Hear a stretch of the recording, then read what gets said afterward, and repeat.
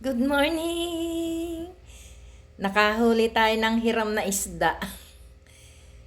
Punta tayo do sa kabilang parte ng kalsadang ito.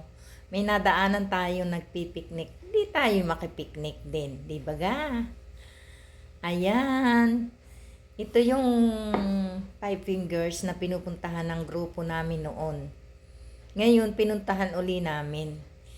Napadaan kami sa sa may nagpipiknik dito. Ang ganda, ang ganda ng kapaligiran. Makanlong pala din kasi hindi inalis yung mga kahoy. Kumpara do sa kabila. Ayan, nagpipiknik, nagluluto.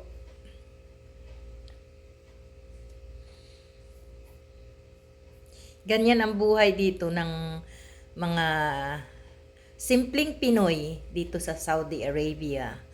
Yung masaya na makapasyal sa tabi ng dagat.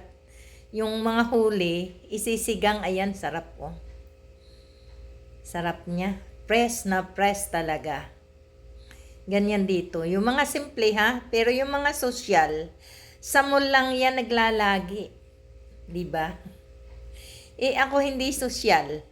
Kaya dito sa tabi ng dagat. Cornit.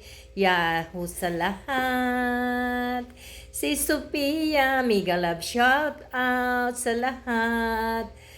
Sa aking best friend dito sa YT World. Simula ng pandemic. Si Roland Ramirez. Mega love shout out. Salamat sa inyong dalawa ni si Sophia. Hindi nyo ako nalilimutan. Kala ko nalilimutan nyo ako eh.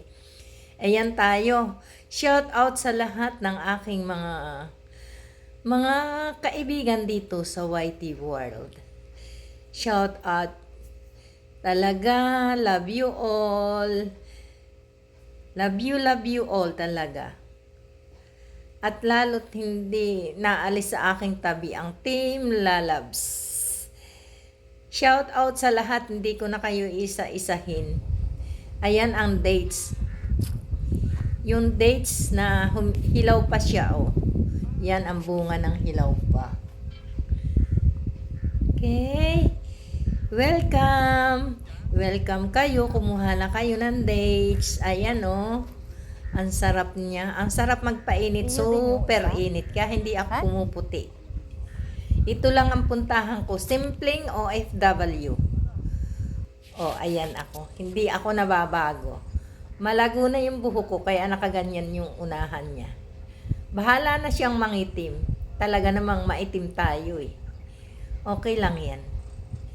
Okay lang. God bless sa lahat.